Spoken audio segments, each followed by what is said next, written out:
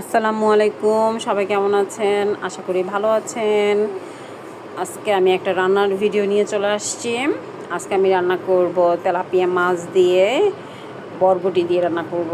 Tilapia মাছটা আমার সাধারণত ভাজা খেতেই ভালো লাগে, তো সবসময় তার ভাজা খাওয়া যায় না, মাঝে মাঝে একটু সবজিও খেতে হয়। যেহেতু পরিবারে ছোট সদস্যরা আছে, তাদেরকে সবজি খাওয়ানোটা জরুরি আমাদের। তো সেই ভেবেচিন্তে আমাদের রান্না টান্না করতে হয়। তো আপুরা ইদানিং সবাই দেখি কত কথা বলে। আসলে আমি তো মনে করি আমার কোনো গুণই নেই। সবাই কত সুন্দর করে কত ধরনের কমেন্ট কথা বলে, সেই জায়গা থেকে আমার মনে হয় কোনো গুণই নেই। তো আমিও বলার চেষ্টা করি, কিন্তু আসলে পারি না। তো যাই হোক, আমি রান্নায় চলে আসছি। তো রান্না করার জন্য সাধারণত প্রথমে তেল দিয়ে নিলাম পাতিলে। তেল, পেঁয়াজ, আদা, রসুন, জিরে বাটা, যা যা লাগে সব কিছু দিয়ে নিয়েছি। আর গুঁড়ো মরিচটা আমরা একটু কম ইউজ করি, কম করে দিয়ে নিলাম যেহেতু বাচ্চারা খাবে। তো সব কিছু একবারে মশলা টশলা দিয়ে কষিয়ে নিয়ে তারপর আমি সবজিটুকু দিয়ে দিব।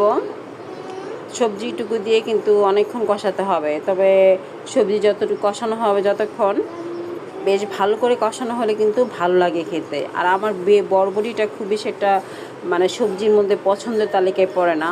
তারপরও মাঝে মাঝে রান্না করা হয়, ভালোই লাগে। বরবটিটা আমি একদিন খেয়াল করে দেখলাম, সেটা শুটকি দিয়ে বেশ ভালো লাগে খেতে, শুটকি দিয়ে। তো আপনারাও কে কী করে খান সেটা কিন্তু আমাকে কমেন্ট বক্সে জানাবেন, আর কীভাবে খেতে ভালো লাগে।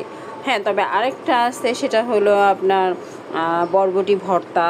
আমরা শুটকি দিয়ে যেটা করি, ওটা খেতে আমার ভীষণ ভালো লাগে। তো এই তো আমার কষানো হয়ে গিয়েছে সবজিটুকু সব। এখন আমি মাছ দিয়ে দিব।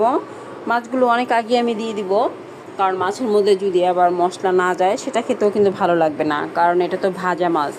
ভাজা মাছে কিন্তু এমনিতেই মশলা টশলা কম যায়। তো বেশ খানিকক্ষণ আগে যদি দিয়ে দিই, তাহলে দেখা যায় একদম মাছগুলো আর সুন্দর হয় আর কি। ঝোলটুকু খুব ভালোভাবে মাছের ভিতরে ঢুকে যায়। তো এই তো আমি বলক আসা পর্যন্ত অপেক্ষা করতেছি। তো এর মধ্যে বলক চলে আসবে।